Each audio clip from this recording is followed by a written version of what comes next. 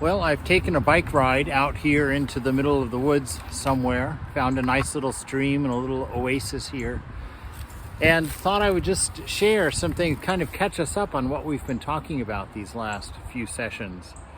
This idea of oneness, it goes way beyond just the philosophical ideals of one without a second, and goes to what we sort of hinted at the last time, this one person dwelling within you, and that all of this conversation that happens within, these arguments and these discussions, especially when we're at battle, as it were, with trying to control ourselves or to focus or concentrate or discipline ourselves into, better and higher behaviors or better and higher lines of thought. And it's quite fascinating, to go inside and to trace the source of these voices, these discussions, and all the time to keep your mind focused on who's listening, to the self, to that divine entity, which is you without a name, you without a particular. And what happens is that voice comes from sort of a warped sense of self. It comes from an eddy in the mind, as it were, a little twist that's twisting around an enjoyment, that's twisting around a desire or a pleasure. And it creates this little whirlpool even in your singular sense of I, creating a second sense of I within you that draws you to this particular enjoyment, this particular attachment that you might have.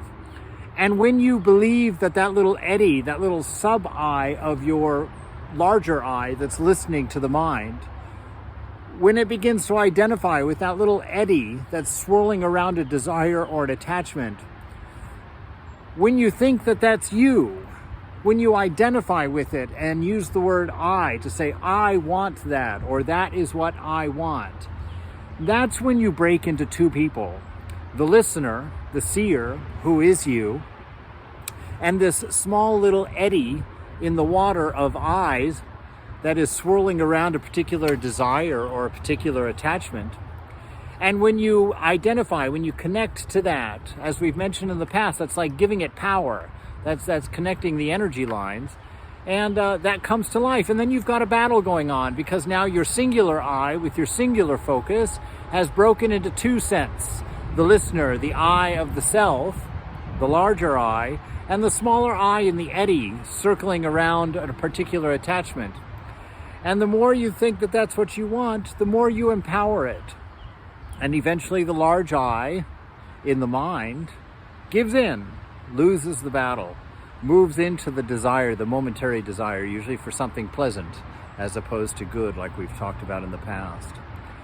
And it's not apparent that this thing is going on within our mind until we reach a certain point of stillness where we can discern, where we can sort out the different thoughts and eddies that are within the mind. Because the less pure the mind is, the more ideas of me and mine that it has, the more of these swirling little eyes, these swirling little attachments, eyes that rotate around desires, the more of them there are. And it becomes a cacophony of sounds, a cacophony of calls to enjoyment.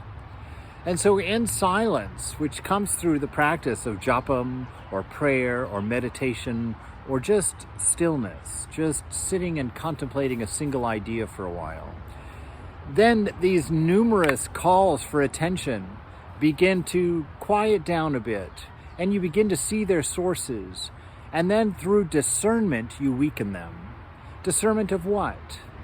Well, you think about each of the eddies as it calls you to that particular desire, that particular attachment. You think about the full import of that. What has it given me in the past?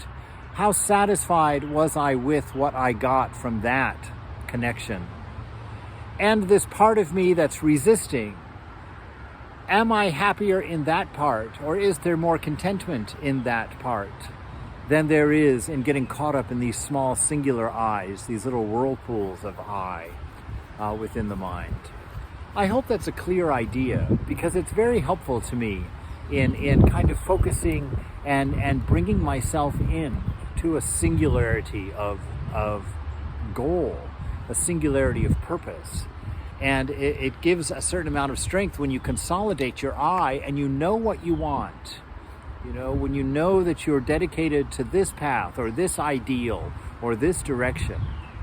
When you're able to bring about that unity of will, that unity of I, that's incredibly powerful.